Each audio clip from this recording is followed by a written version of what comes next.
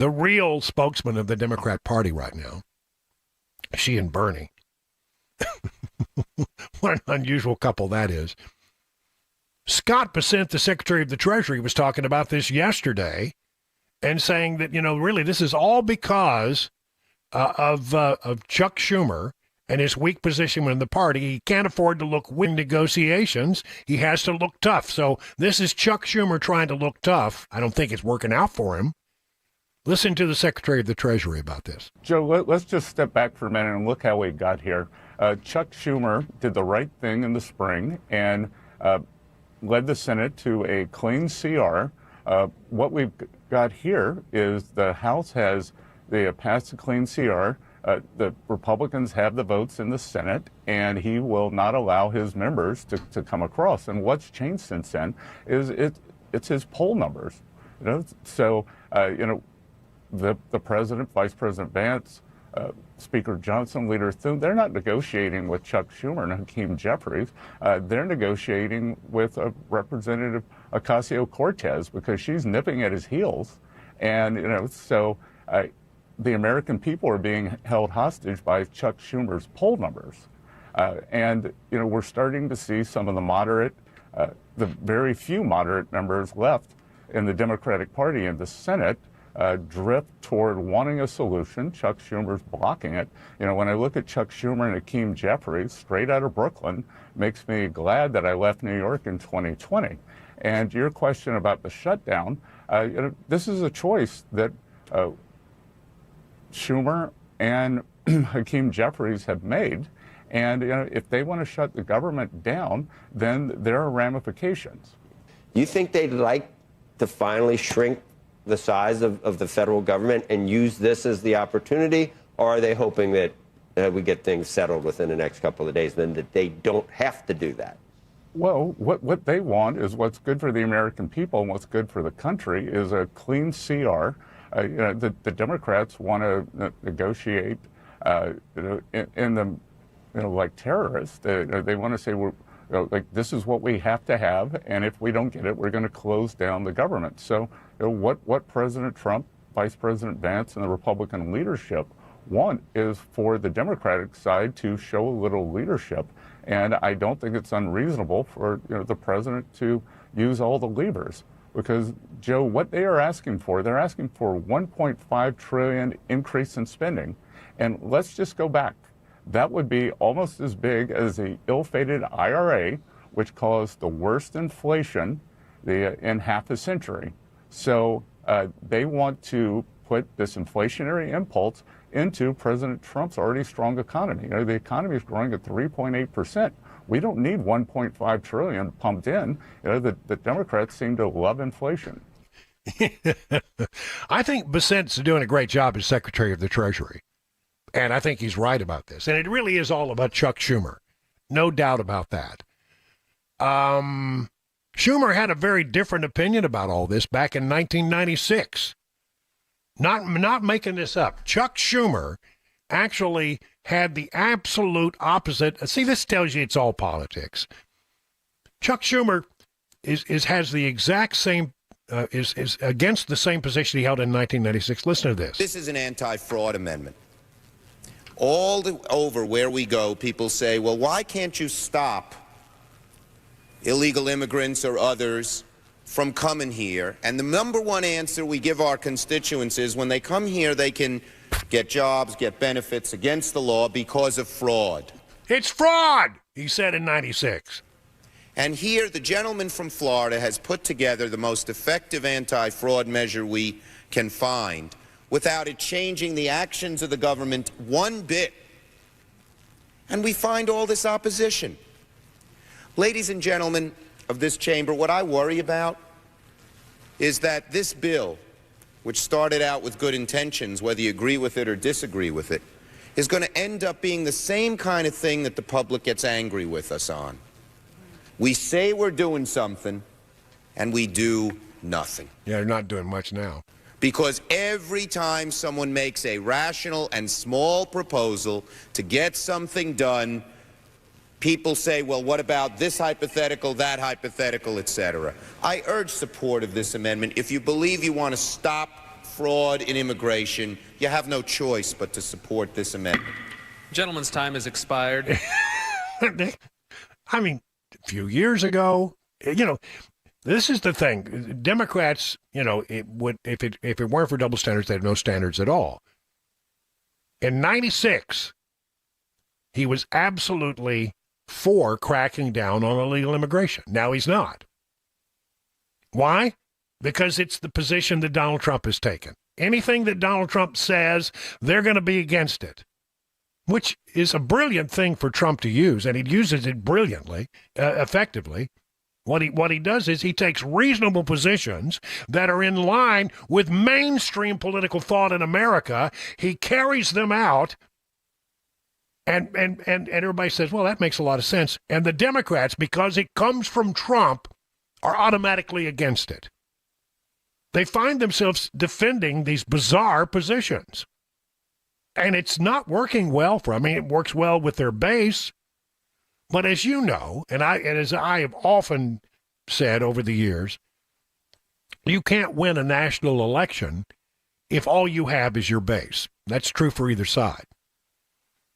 Trump is taking reasonable positions that is in sync with what most mainstream Americans and mainstream political thought is in this country today, taking them, advancing them, focusing on things that people generally want, which is like public safety, strong economy, and anything that they do is automatically opposed by the Democrats simply because it's Trump doing it. It's dumb. It's really dumb. Got to take a break right now to see what's going on with traffic. 15 minutes past the hour.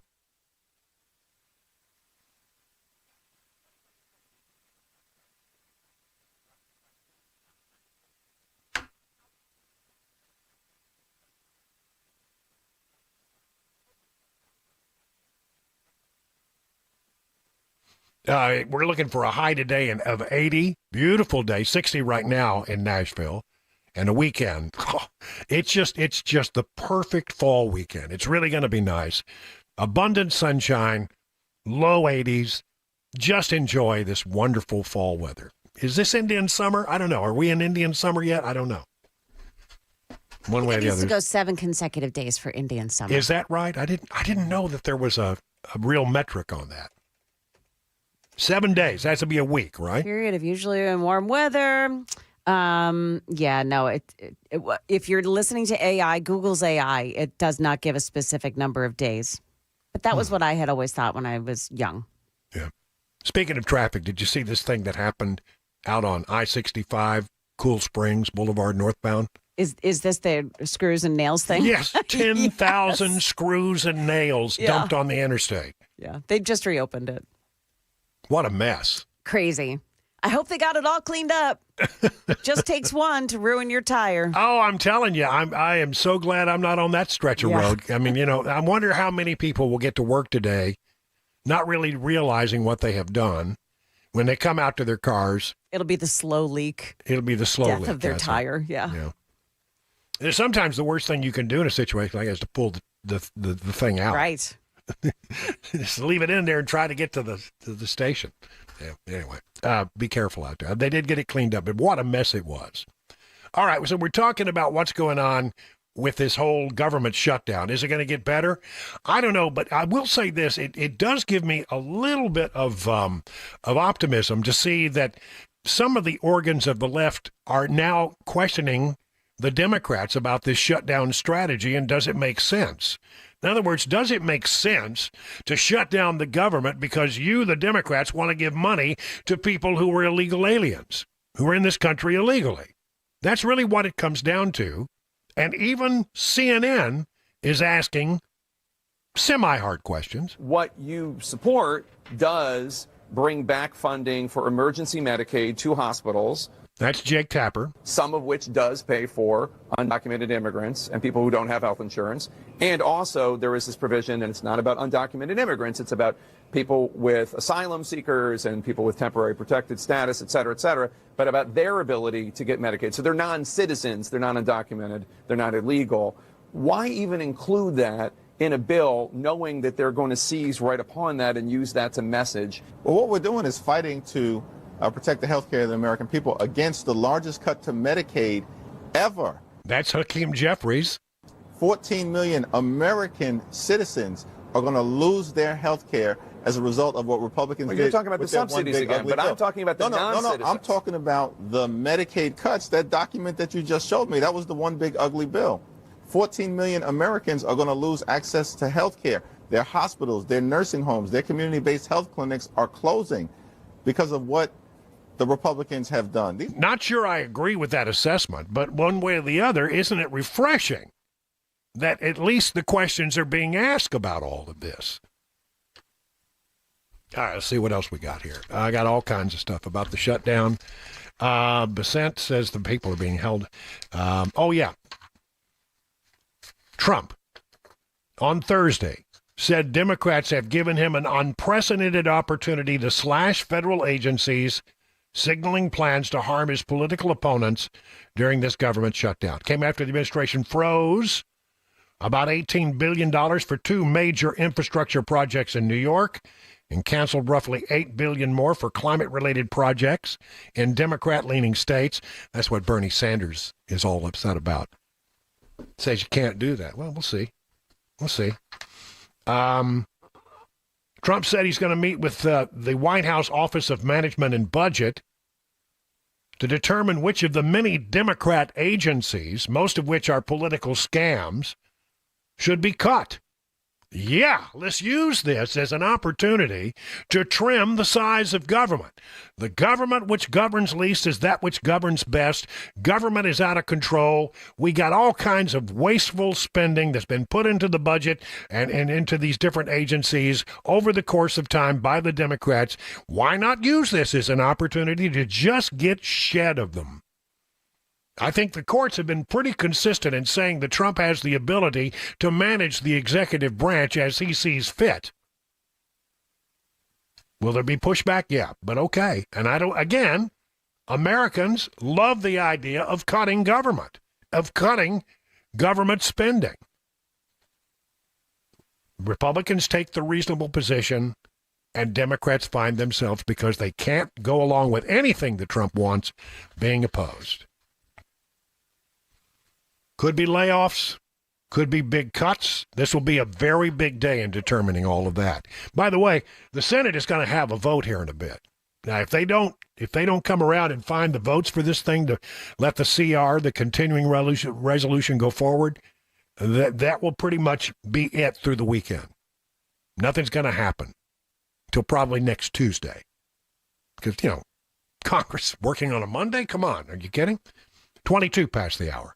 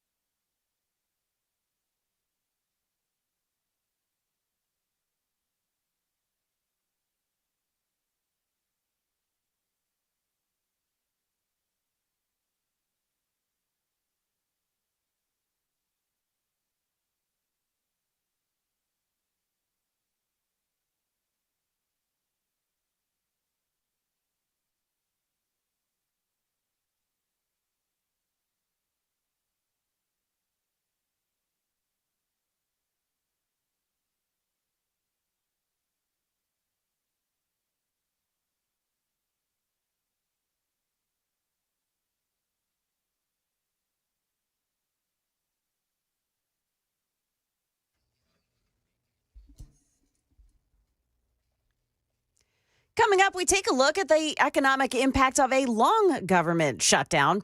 Also, a woman is recovering in the hospital after being violently kicked by a stranger in downtown Nashville. It's coming up here at 7:30 on Super Talk 99.7 WTN. Joan, earlier today, if you were listening in I think the 5 o'clock hour, I did this thing about what's happening in Memphis, and I ran this long soundbite from Stephen Miller, who gave a rousing speech at roll call for the Memphis Police Department. We're trying to get crime and or evil under control in Memphis, and he slipped in, that word that I can't say that, people who know me know I use this sound effect. Yeah. He said that word. Yep. And honestly, it was a 2-minute and 30-second clip. I didn't catch it when I listened to it early this morning. I fixed it. So when I play it again, you won't hear that. You'll hear, something that's been corrected. Did the lawyers that down on the first floor get you? Yeah, I know. I don't want people yelling at me, but these things happen. Yeah. And they can slip through, and I apologize for it and all that. But isn't it interesting? I noticed the other day, I'm watching Pete Hegseth giving an address to all of those generals and admirals in the room, and he dropped a word like that. He couple used of them, yeah. Yeah, he did that. I don't know if I can say FAFO. Yes.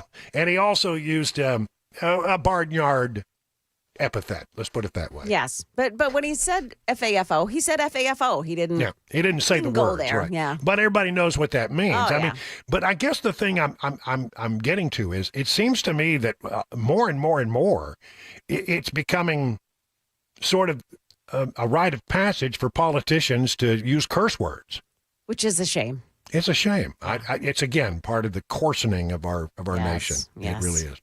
Time for the news now with Joan, 7:30.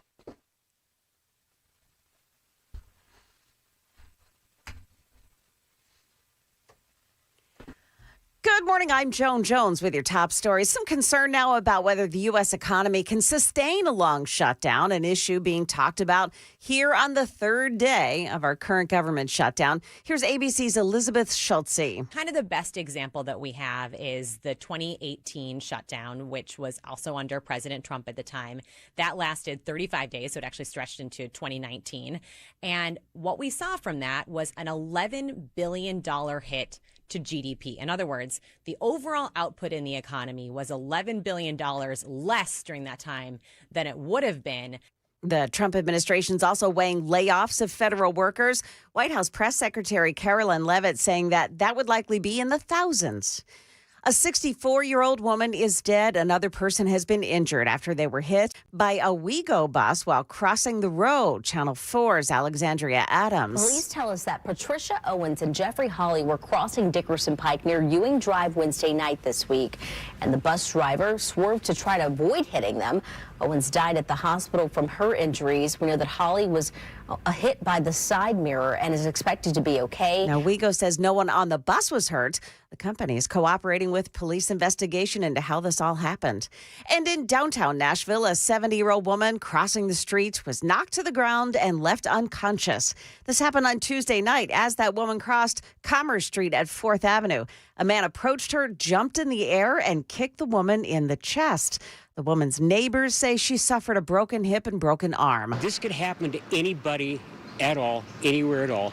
And it's intimidating, it's uncomfortable, and it makes you wonder, is this a good place to live? Police have arrested a man named Pablo Arias. They were able to identify him because he left his cell phone at the scene. He's been charged with felony elder abuse and public intoxication. That is the latest news. Traffic and weather next. I'm Joan Jones, WTN News.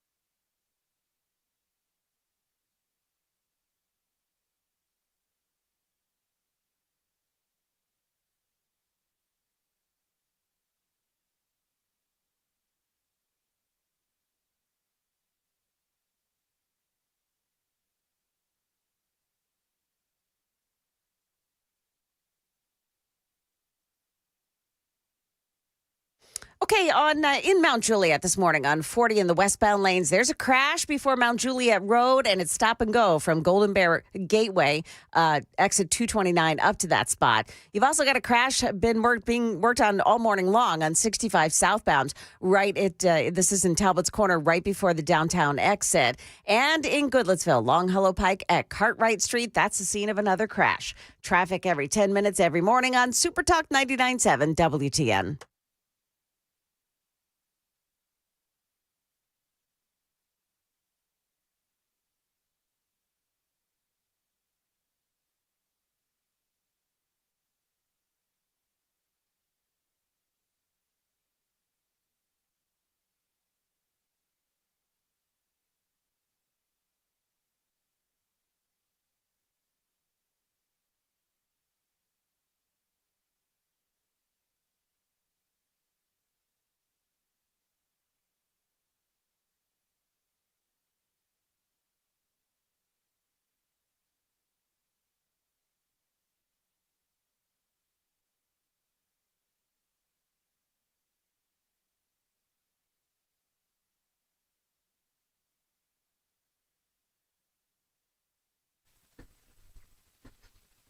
Hey, it's 37 minutes past the hour of 7 o'clock. Yes, I'm not Dan Mandis. Dan Mandis taking the day off, be off today and be off on Monday. I'll be back on Monday to do this show again. All things go well. And we're glad to have you on Nashville's Morning News. We've been talking a lot about the government shutdown still underway. Big vote in the Senate at some point today. Can they get across the threshold of 60 votes? Not likely. I don't think this, I mean, when it goes more than a day, generally you're in it for a while, a day or two, and then you're in it for a while. So we may be in this thing for a while. I'm okay. I don't know. I'm not missing my federal government all that much right now.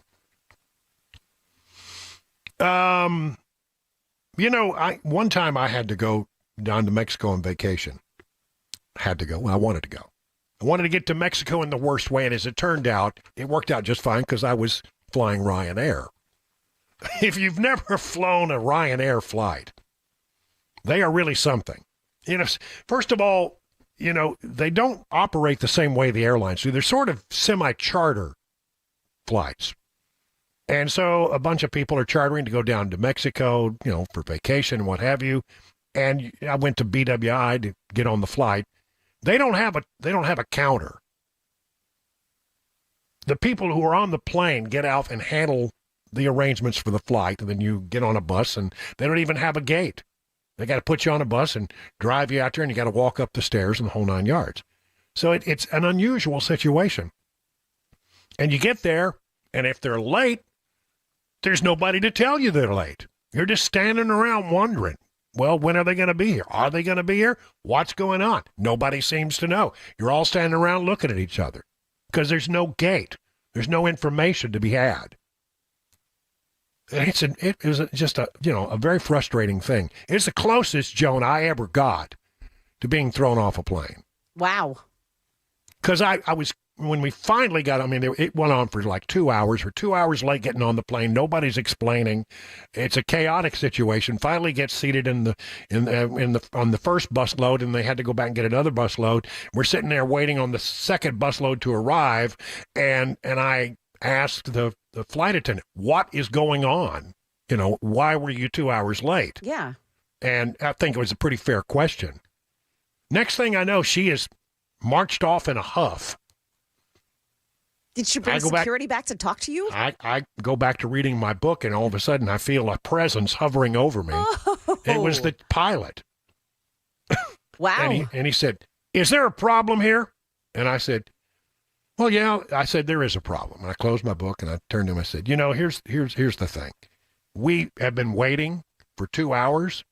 Nobody has explained to us why you were 2 hours late. Nobody has told us what the plan is. It's absolute chaos. And as a passenger, a paying passenger, I think we're entitled to that information. And he said? He said, okay. He turned around and walked away. Wow. It could have gone just as very easily the other way. Yeah. And he went and made an announcement and explained what had happened. But it was chaos. It was nuts. And we were well, like I missed this part of the story. Where was it? It was. I'm going from BWI on a vacation to Mexico on Ryanair. Okay. And so the whole thing, starts to devolve, and basically because they were so late, I lost like a full day of vacation. Wow. So I was not happy. Coming back, it was the drunk, in control of the airplane. People have been partying, and they just crawl onto the plane at the last minute and fly back, and it was chaos coming back. So what I'm saying is, I needed to get to Mexico in the worst way, and it turned out it was Ryanair. Yeah. All right. Listen to this story. This is the strangest story I've ever heard. Yeah, weird.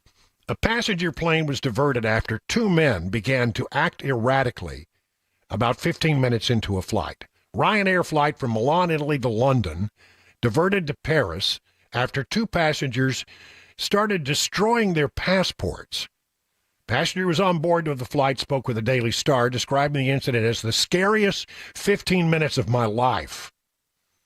The source told the Star that around 15 minutes after taking off, something very strange happened at the front of the airplane. Staff were notified and went to see what was going on. Suddenly, the whole mood changed. No one on board knew what was going on. These people were acting weird, the traveler said.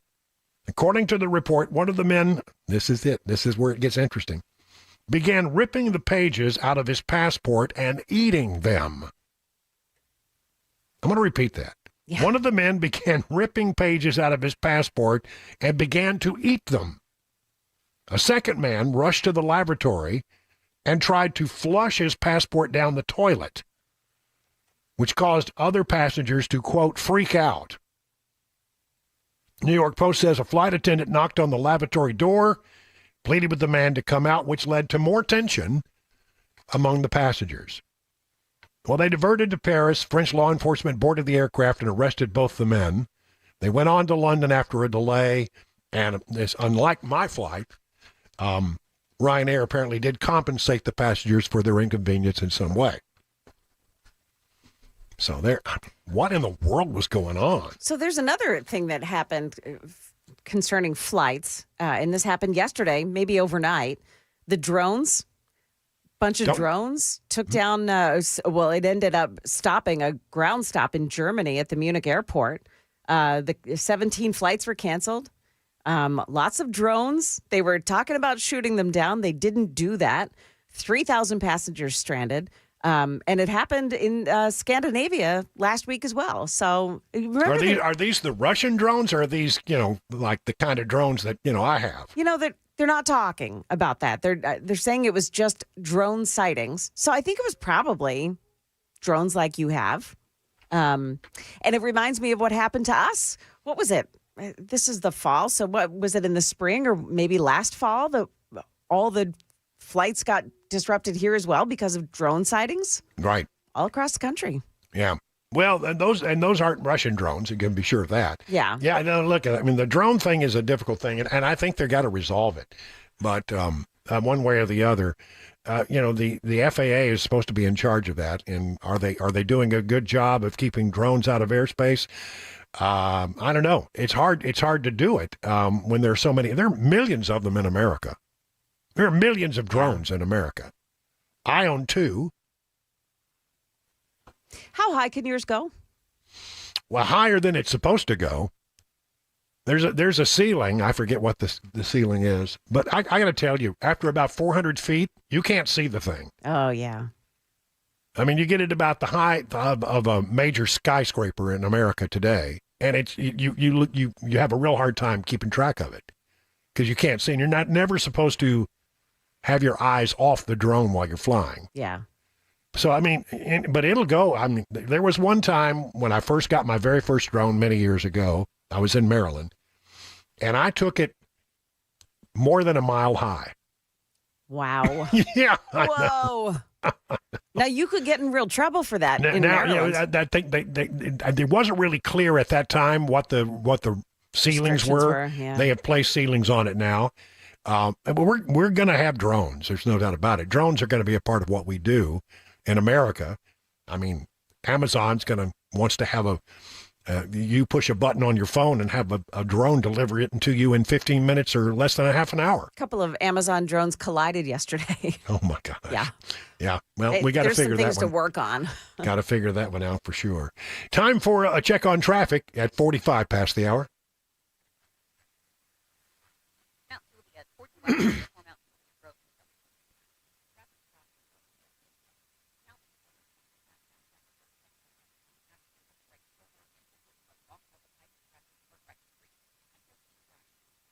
It is 46 minutes past the hour. Brian Wilson in for Dan Mandis on Nashville's Morning News.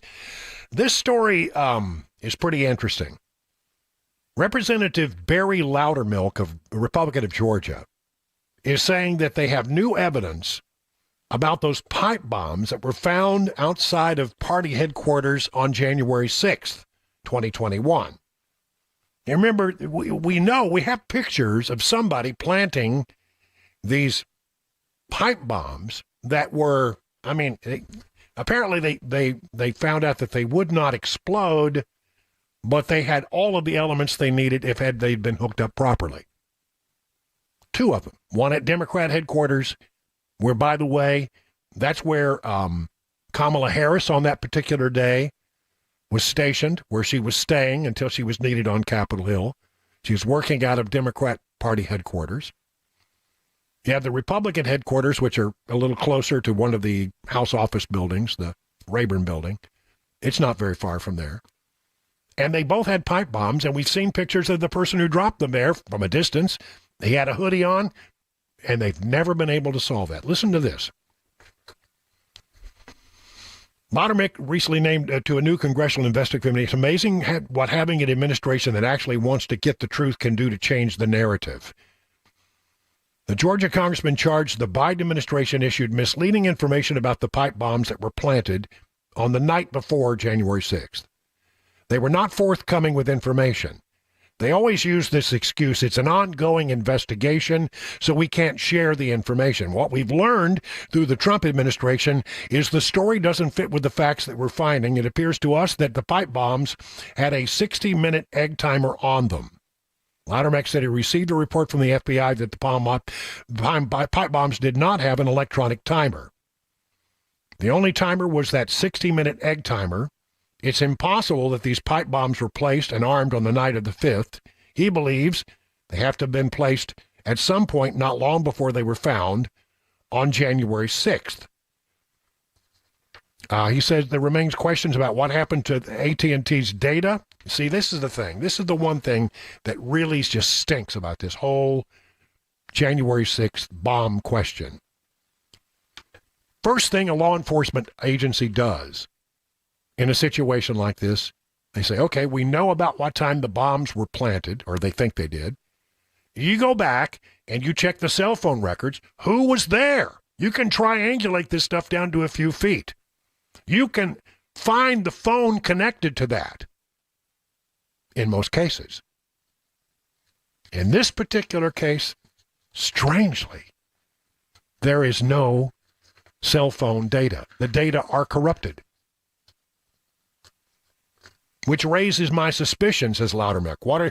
Why are they telling them to go to the carrier just for law enforcement?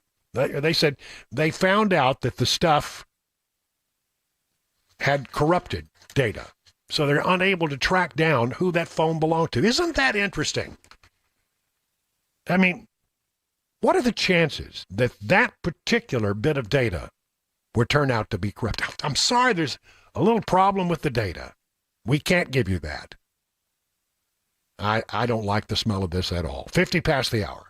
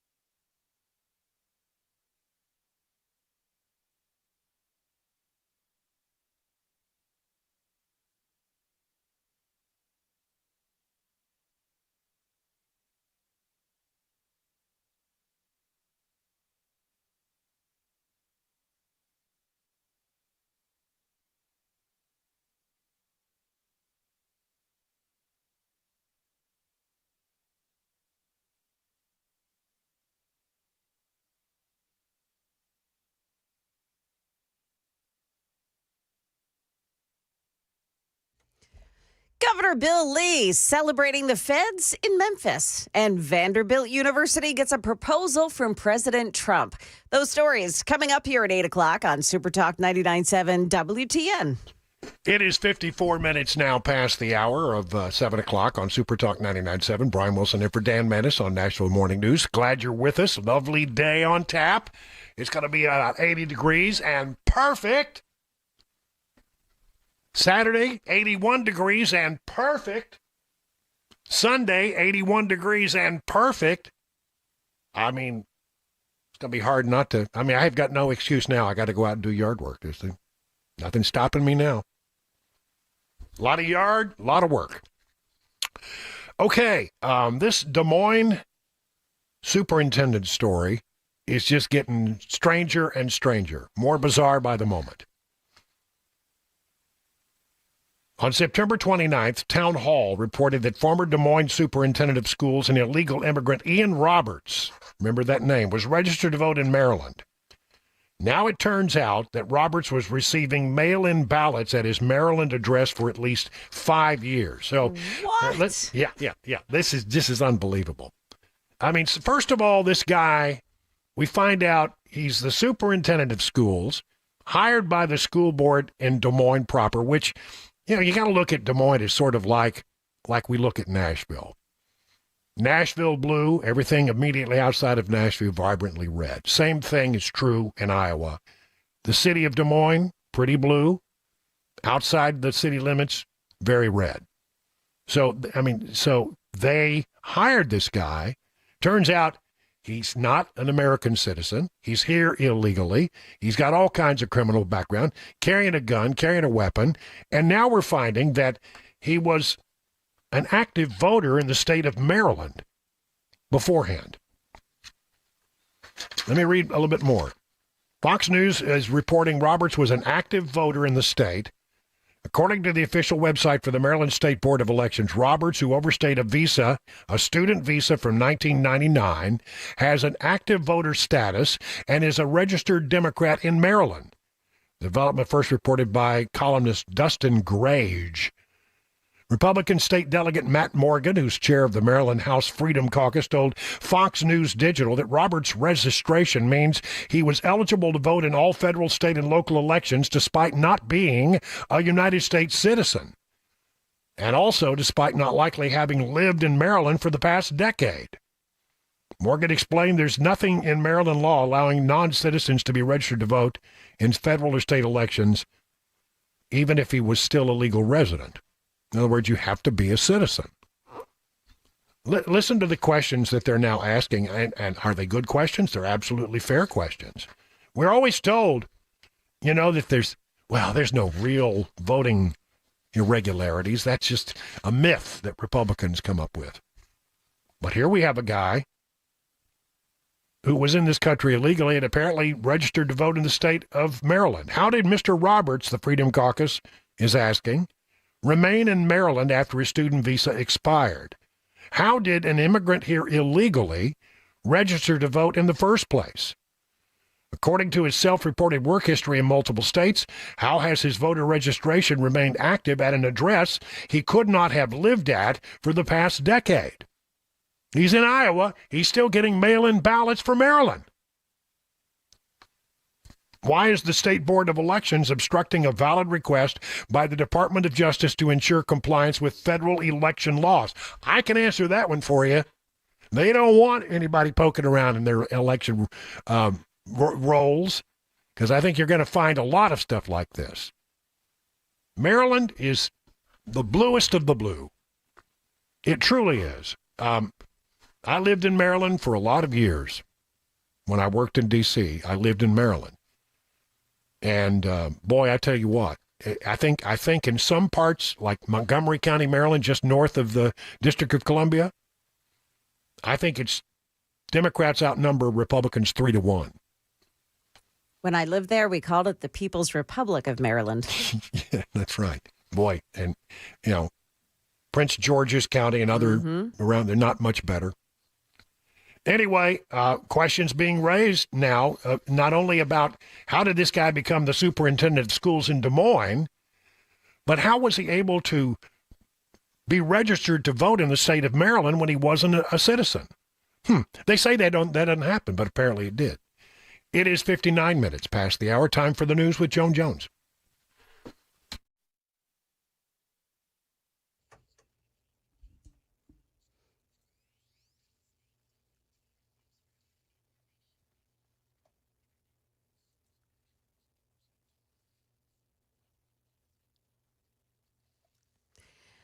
Good morning. It's 8 o'clock. I'm Joan Jones with your top stories. Got a problem on the roads. 40 westbound in Mount Juliet. 2 right lanes blocked off at Mount Juliet Road because of an accident that takes out those 2 right lanes. It is stop and go from Golden Bear Gateway, Beckwith Road, exit 229, up to that spot at Mount Juliet Road. In the news, the Senate back in session today, but there are no signs that the federal government shutdown is any closer to ending. Senate Majority Leader John Thune saying that if Democrats don't fund the government today, he's sending lawmakers home for the weekend. Closer to home, the Museum of Christian and Gospel Music in downtown Nashville opens to the public today. It houses the GMA Gospel Music Hall of Fame. The museum is located within Lipscomb University's downtown campus in 11,000 square feet. Operators say they'll be able to open a garage door in the front and let the music flow as bachelorette pedal taverns go by. Governor Bill Lee was on hand this morning as Fox News broadcast from the new museum. He was pumped up, make that about the changes happening in Memphis. It's really exciting to think that a city that has been held back by crime for so long, right, a great city that has a great future, but that's been held back for so long, is going to have the opportunity for Memphians have the opportunity to live safely again. Federal officers paired up with local police have made 93 arrests so far. There's news about that Des Moines, Iowa school superintendent who was detained by ICE last week and is now facing federal charges. Ian Roberts is in the country illegally, and ABC's Alex Perez tells us that the school board there was duped into believing that he held a doctorate. In a statement, the Des Moines School Board saying they are a victim of deception, but Roberts' attorney asking the public to withhold judgment. This is a very complex case. Take it a step at a time. ICE officials say Roberts entered the U.S. in 1999 on a student visa and was given a final order of removal in May of 2024. Authorities say he tried to evade arrest and was in possession of multiple firearms. Turns out he didn't have a doctorate from Morgan State University, never attended MIT as he claimed, and also didn't receive a Principal of the Year award from George Washington University, which he also claimed. Vanderbilt University is one of 9 institutions considering a letter sent to them by the White House. The 10-page letter lays out a compact of policies that they can adopt if they want to get priority access to funding. The schools would have to freeze tuition for 5 years, put a cap on enrolling international students, and agree to define just 2 sexes, male and female, and keep men out of women's bathrooms and sports. Vanderbilt says it is reviewing the compact and expects to provide, quote, meaningful feedback to the administration. Market numbers brought to you by Beacon Capital Management, online at beaconcm.com.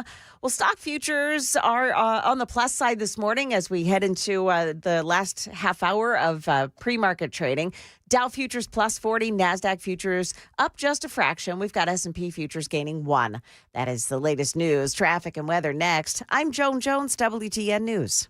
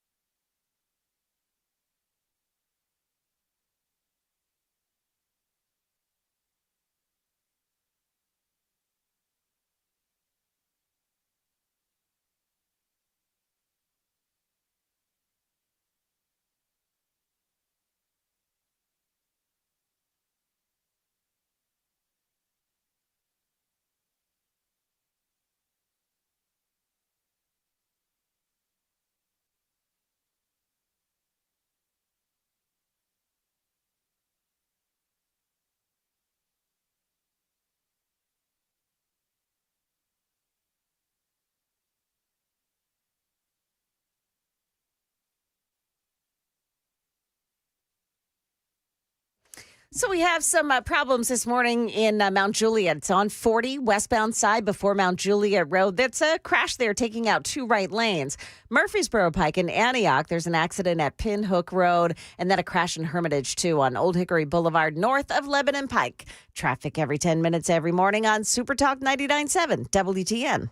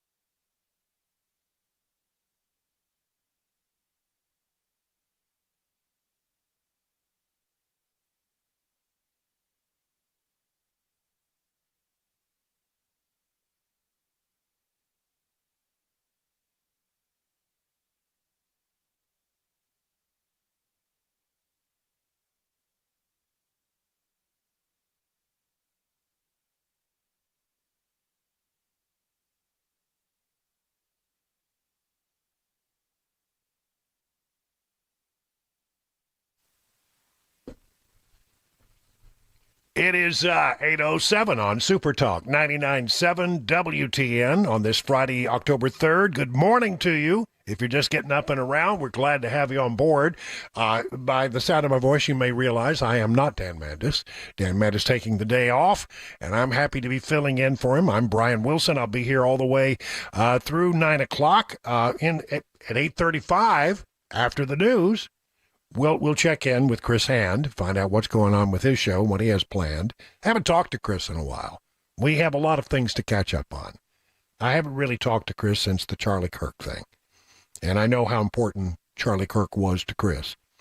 And we haven't had a chance to talk about that. So we'll try to catch up on some things like that coming up at 8:35. In the meantime, I thought I would spend this half hour talking about things that are going on in the state of Tennessee and locally that we need to know about. I think perhaps most importantly, we have to look at what's going on in Memphis.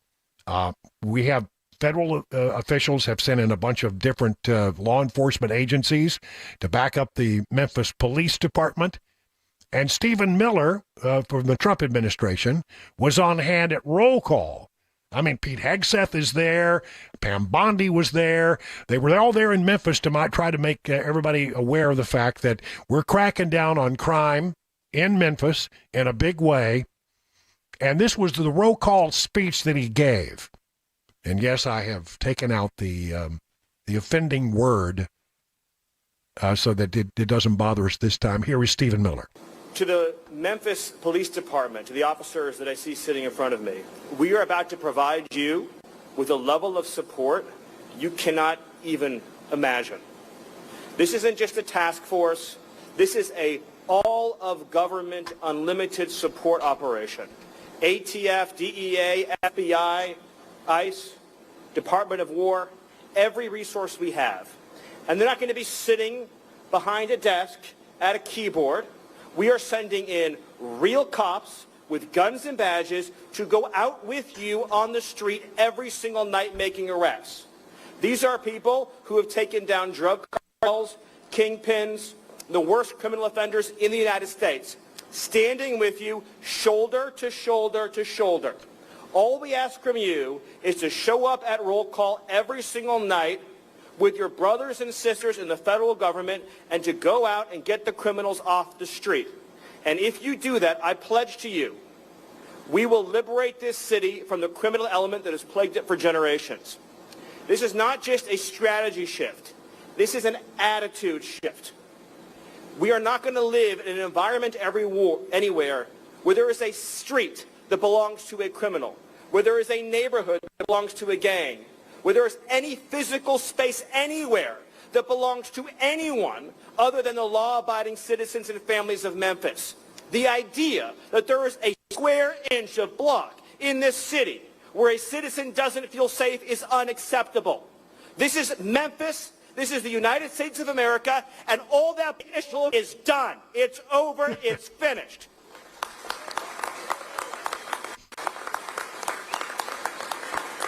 You know, the gangbangers that you deal with, they think that they're ruthless. They have no idea how ruthless we are. They think they're tough. They have no idea how tough we are. They think that they're hardcore. We are so much more hardcore than they are. And we have the entire weight of the United States government behind us. What do they have? They have nothing behind them. So we are going to win. They are going to lose. We are going to rescue Memphis, and it will not only be safer than ever before, but businesses and investment are going to pour in, and Memphis will be richer than ever before because President Trump has decided this is a priority, and when President Trump makes a decision, this team behind me today executes. Thank you, and God bless. So there you have it. I mean, the federal government now being supported by state and local, they're going to crack down on crime in Memphis and get that situation under control. I get the sense that in Memphis, there is a lot more cooperation with this effort than there is in Portland. I've been witnessing some video out of Portland that was shot overnight. It's out of control, and Antifa is very much a large factor there in Portland, and they're fighting every step of the way the federal government's presence there. I don't understand why you would be against anything that makes your streets safer.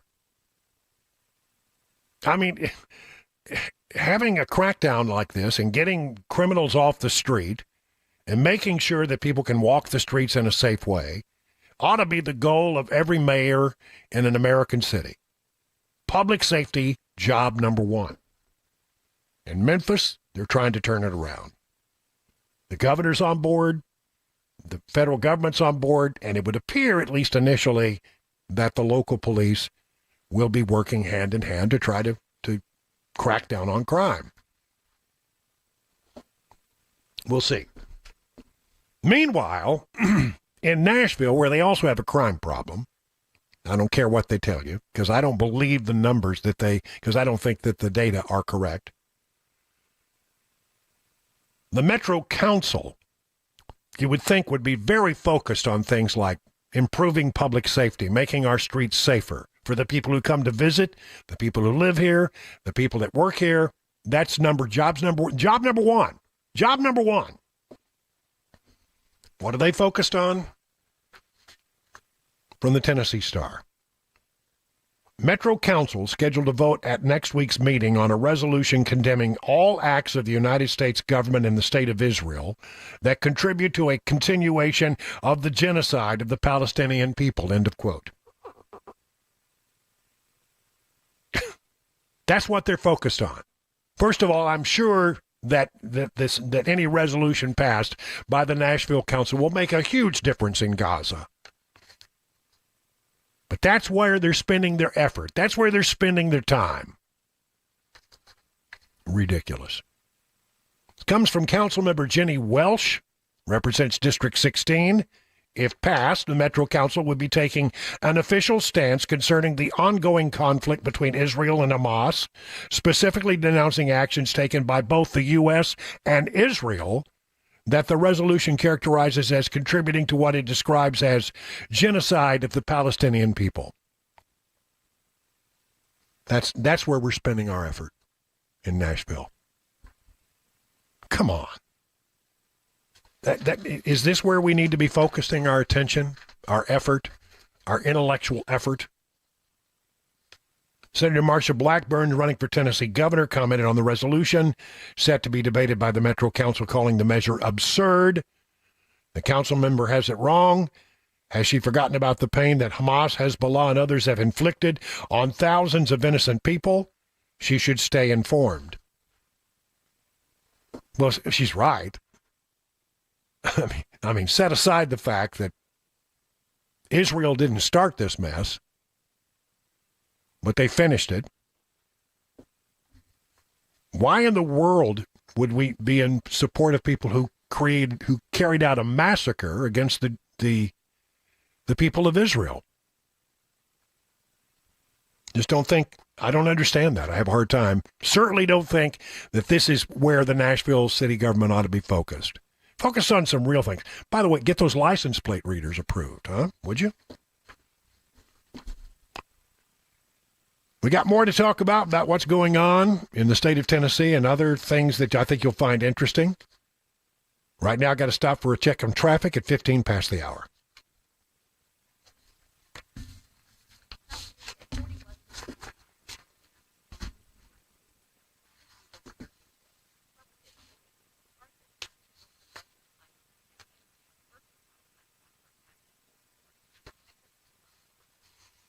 We're looking for a high today of 81 in Nashville. It's going to be beautiful, abundant sunshine, and basically the forecast for the next 3 days is all the same. Friday, Saturday, Sunday, temperatures in the upper 50s to low 60s overnight, 81 during the day, abundant sunshine, shouldn't be a cloud in the sky. Got to be really nice. Other Tennessee news of interest. Execution date has been set for the only woman on Tennessee death row. Krista Gale Pike's execution would mark the first time Tennessee has put a woman to death in more than 200 years. She was among 3 people convicted in the 1995 murder and torture of Colleen Slimmer. The case is commonly referred to as the Job Corps murder. Pike was convicted alongside her boyfriend, Tadell Shipp and Shadola Peterson. Slimmer was hit on the head with a piece of asphalt, which killed her. Prosecutors said Pike kept a portion of Slimmer's skull after the killing. It marked the first time in Tennessee has put the woman to death in more than 200 years. A motion to reopen Pike's case in hopes of avoiding the death penalty was denied in 2023, and her execution would mark the first time Tennessee has done that in, as I said, 200 years. How about this? How about a little nice news? Or interesting news. I don't know. This is an exciting thing, I suppose. Building a brand new skyscraper. And next, by the way, I was watching that old show Nashville the other day and they kept showing pictures of the city. I think this was late 90s, and this is in the early 2000s. And boy, the city doesn't look anything like those shots just a few years ago. Skyline changes virtually every time I drive downtown. Nashville's skyline is set to change. The Paramount skyscraper that is currently under construction will not only tower over the iconic AT&T building, better known as the Batman building, but will be the tallest building in Tennessee. This is from a guy named Giarantana, I believe it is. Tony Giarantana, developed a reputation for some of the most luxurious residential buildings in Nashville. But now they're going to build a huge skyscraper, the 505, 45-story residential skyscraper, was opened in a few years back. Let's see what this one.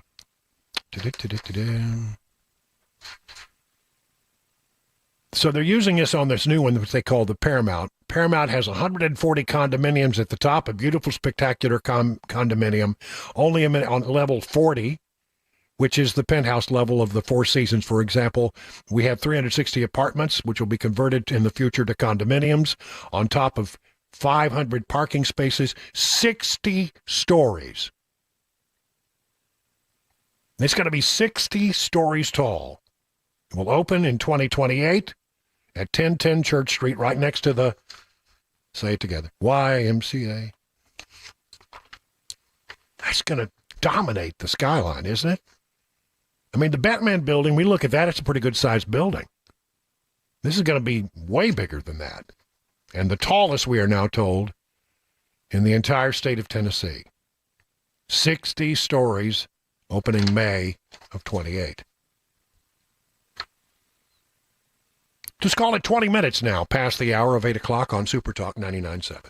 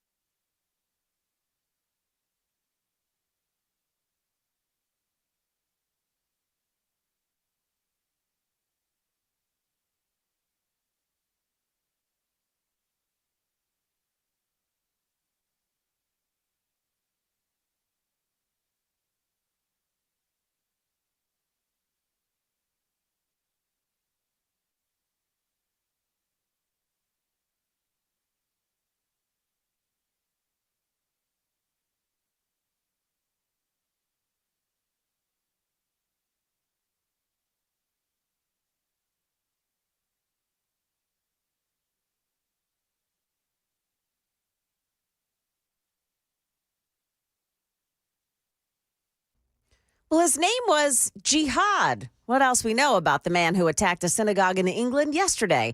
And fentanyl disguised as candy? Just as Halloween is approaching.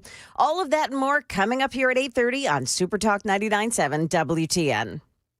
Jones, in just a few moments, Joan and Chris will be along, and we'll chew over things that are going on in the world around us today. It's always entertaining. Yes. You don't want to miss it.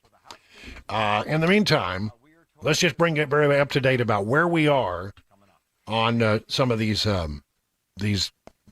efforts to get the government back open, and it's not going to probably happen today. Look, it really comes down to the United States Senate. In Washington, in the Senate, things that are difficult require not 50 votes or 51 votes. They require 60 votes because anything in the Senate can be filibustered. And so to overcome a filibuster, you have to do something called cloture. I don't want to bore everybody to death with this stuff, but to get cloture, you need 60 votes. They don't have it. They need a few more Democrats to come over and to push this thing through. Chuck Schumer's putting a lot of pressure on Democrats to hold the line in this government shutdown battle. And, quite frankly, the harder he pushes, the worse situation he finds himself in my estimation. Because he's got to win. Or if he walks away having not won, if he has to blink and fold, he's dramatically weakened. See, he's only doing this because Alexandria Ocasio-Cortez is sort of nipping at his heels, could well run for the Senate job and derail him as the senator from New York. And he's worried about that, so he has to be perceived for parochial political reasons. He has to be perceived as doing everything he can to fight Trump. Not that he has a plan to win, not that he can win, and he probably will be the person who ultimately fails and the vote will take place and eventually the government will reopen and he'll look pretty bad, I think. Under a lot of pressure to get a win here, but it's mostly about his own parochial state of New York political prospects. So, why is it that they were okay with the continuing resolution in March and now they got a big problem with it? I don't know. It's basically the same deal. Then it was okay, now it's not. This is the thing. Who will be blamed? There was a Washington Post poll you may hear a lot about that said that the majority of people were coming down as saying that it was the Trump administration's fault. But I don't think that checks with reality on the ground. I don't think that poll gets it right. And you never know. You got to go back and look at the internals of the poll. How was the question asked? Were they pushing a particular point and asking the question, what they call a push poll? There are a lot of things you can do to manipulate a poll. There's no doubt about that. So, how is it going to be resolved? I don't think it's going to get resolved anytime soon. We'll see today. Can they get to 60 votes? If not, they're going home for the weekend. I don't think they'll be back till Monday or Tuesday, probably Tuesday. And the government will remain closed down across the weekend if they can't come to some resolution today. And I don't know. If it goes more than a day, it's usually going to go for a while. And I think we're in for a long, long run here. 30 minutes now past the hour of 8 o'clock. Time for the news.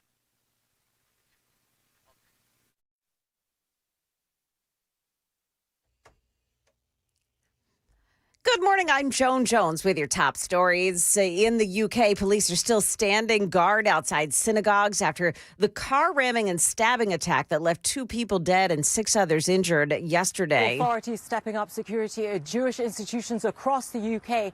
And back in the US, the NYPD saying it's closely monitoring this deadly attack.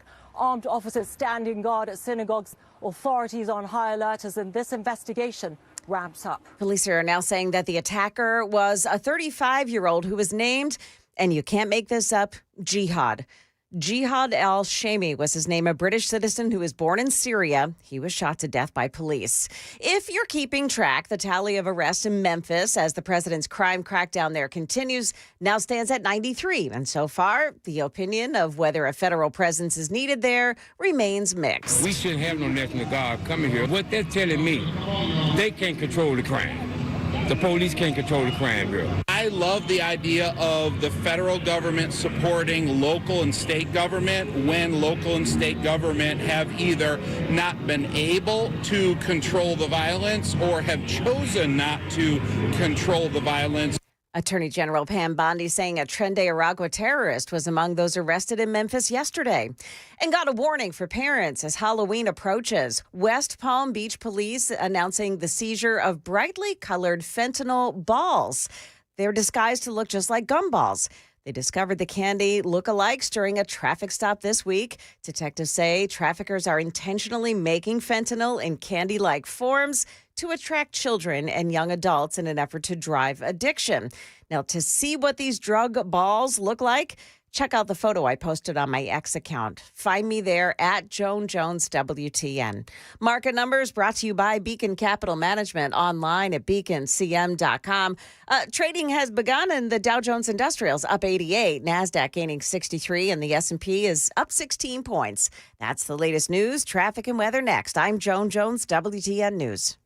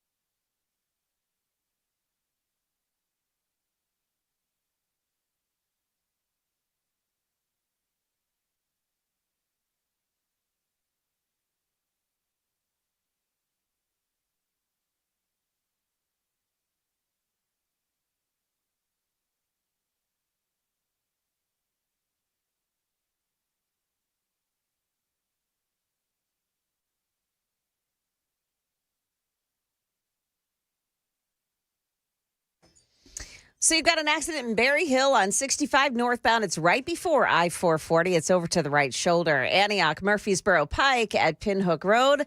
That's the scene of another crash. Traffic every 10 minutes every morning on Super Talk 99.7 WTN.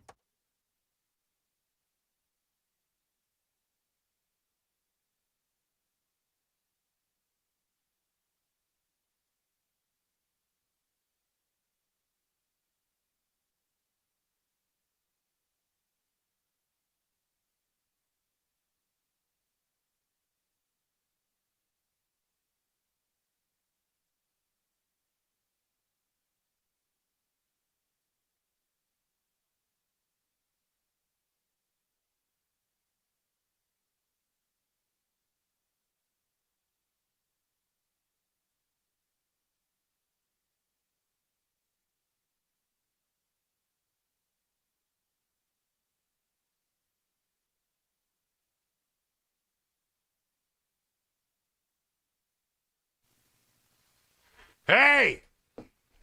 Wow. It's at 37 minutes now past the hour of 8 o'clock on Super Talk 99.7. Brian Wilson in for Dan Mandis. You're listening to the Nashville Morning News. And as we always do, or he always does at this time, it's time for the Crisscross, where we check in with Chris Hand and we have a nice little conversation about things going on in the world around us. Joan will join us in it as she can. Good morning to you, Chris. What's up, Brian? How are you doing, man? It's really good to hear your voice. The last time we talked, of course, was the day that you were running just a little bit late getting back from the Charlie Kirk funeral. Yes. Have you had time to think more about that? I mean, I'm really touched, I think, surprisingly, at how America has responded to this thing. I think it's to use a pun, I think it's a real turning point. Yeah, no, for this country. the silver lining is definitely there. The revival, the support for Turning Point USA, the explosion that we're seeing in chapters across the country. And the increase of church attendance. Yeah, 15%, 10 million Bibles sold. I mean, it's unbelievable. I love to see it. For me, that memorial service, I still haven't wrapped my head around it. It still feels like a whirlwind. But there's certain things that have been really personally touching. So tell me about that. My wife's side of the family, they tend to lean a little blue, and we love them, and we don't let politics get in the way. Like, that's so stupid. But I'll tell you what, the morning of the memorial service, to have my brother-in-law texting my wife for the link to watch it was very, very heartwarming. And then when I get my nephew texting me, saying, hey, my girlfriend is in the Turning Point chapter and she's applying to be the president. Can you look over her answer and tell me, on these questions, on this application, can you look over this and tell me what you think? Like, that kind of stuff just hits me right in my core. And to know that those stories are being replicated across the country, hundreds of thousands, millions of times, it's heartwarming. Sometimes it takes a shocking event to catch and force the American people to focus on what's going on. Yep. And I think that, this was such a horrendous and heinous crime. Yeah. I mean, and I think it really did sort of shake people to the core. My big thing that I keep leaning on is just God won't waste your pain. He never does. Exactly right. He won't, he's not going to stop it, but he won't waste it. So there's that. And that to me has been my motto moving through all of this, is just, it won't be wasted. And it hasn't been. Well, I think the last shoe to drop on that hasn't happened yet. I think it's still developing. I think it still has an impact, and I think people have been. I think as much as it is a tragedy, I think people have had to stop and reassess their lives in many ways. Yep. And what they believe and what they don't believe in, and it has revealed in huge ways the real hatred that does exist on the other side, that they can't even bring themselves in a moment of national tragedy to keep their mouth shut. Yeah. That's all you had to do was say nothing. Yep. But, I mean, don't interrupt your enemy while they're making a mistake. I feel like it's good to let these people expose themselves. And I've said it on my show a bunch. It's like your boos mean nothing because we've seen what makes you cheer. And I think that this has woken up just a lot of the country. I hope so.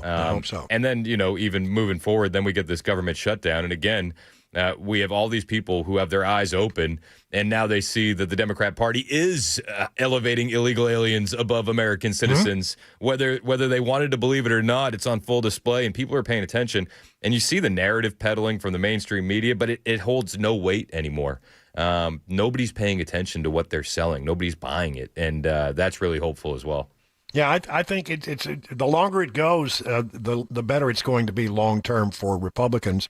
It's not good for anybody. We need, honestly, we need our government to function. Let's just get, but it, if you have to have a fight, yep, this is worth having, I think. Yeah, and it's the wrong fight for the Democrats to pick at this point in time, I think. I've been looking at what's been going on in Portland. Yes. And all of the chaos and when I see it, I mean, I sort of have PTSD when I see those kind of things, because I have been the reporter on the ground in that chaos. I have been tear gassed. I've been beaten up by these people. And it has all the markings to me of what we used to call the Black Bloc. I think it's more efficiently called, more accurately called Antifa. Yep.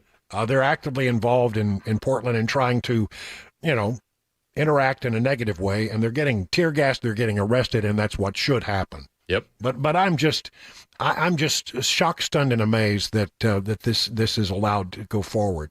I remember, and Joan, you may remember this. Remember back in Washington, the World Bank protests? Oh, yes. Yes. They were crazy. Mm-hmm. Yeah. And so one day I'm sitting in my office at Fox, and they come in and throw a big box down. It was Friday, and there was to be a big protest the following day, a Saturday, and I had been assigned to cover it. And I opened up the box, and there was my tear gas mask and a flak jacket. Wow. I mean, at least they gave us the tools we needed to go into that environment. And I remember getting that the next day. Two things happened. Incredible things happened to me. Number one is I was doing a live shot away from the court, about a half a block away from the main protest. Set up a satellite truck, and in cases like this, people don't understand. Many times, reporters on the scene, because there's safety in numbers, they might sort of stick together.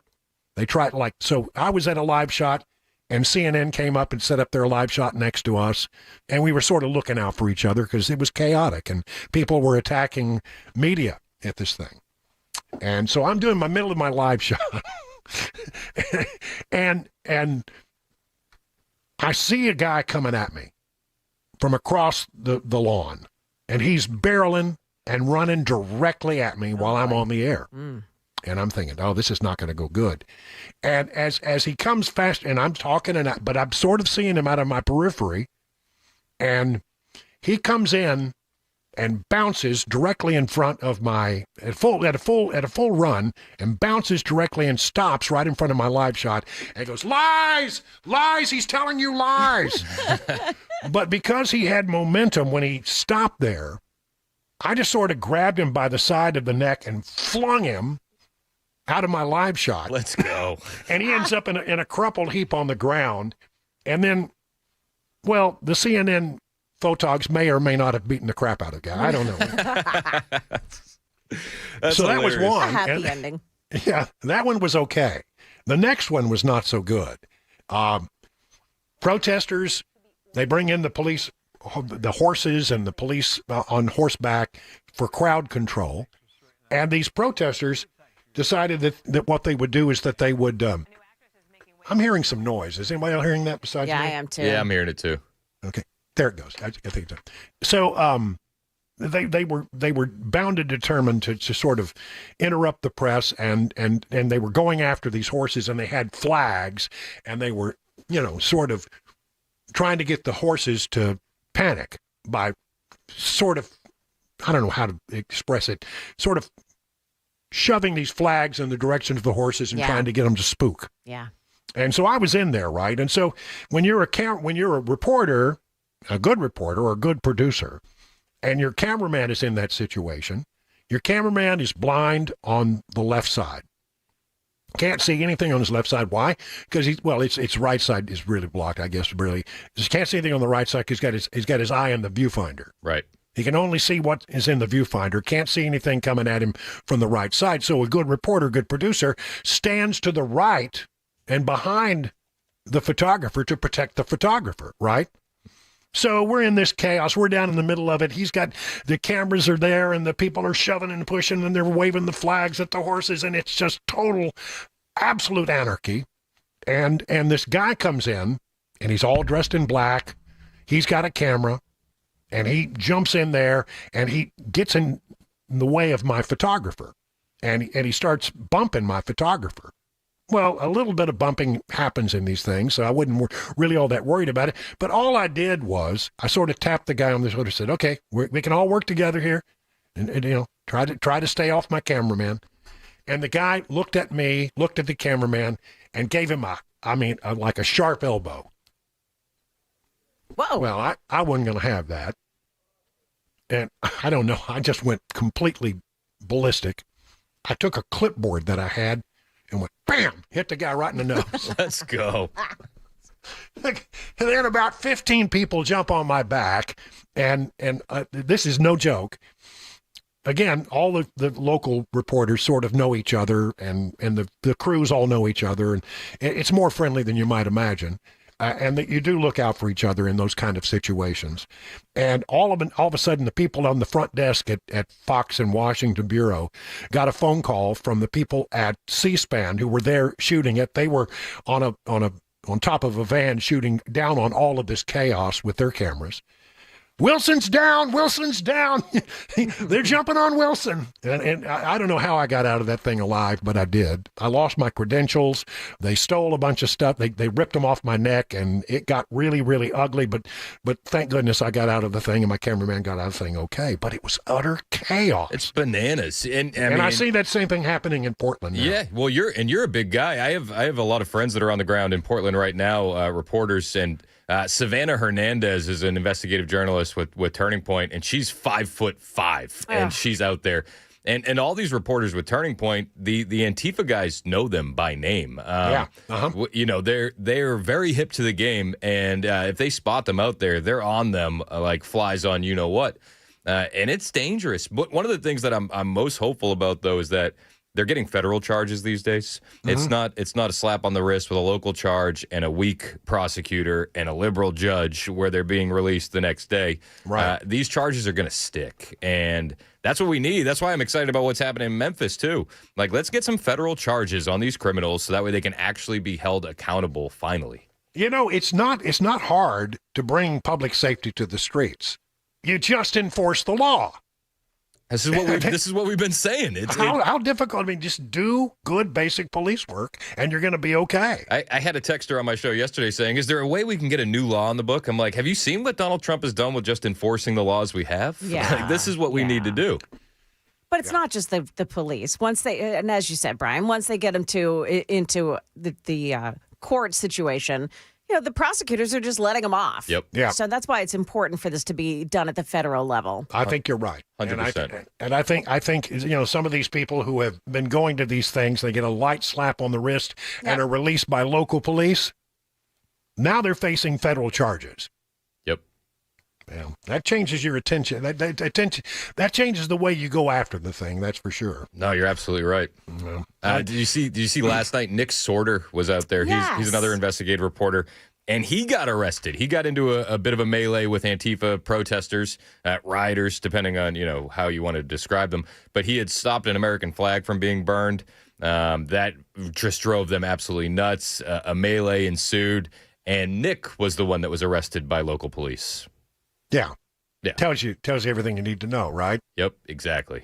Well, listen, I'm telling you, we are in a weird place right now, a very weird place with our country, and these are the battles that we're going to be seeing. I don't think they're going to go away.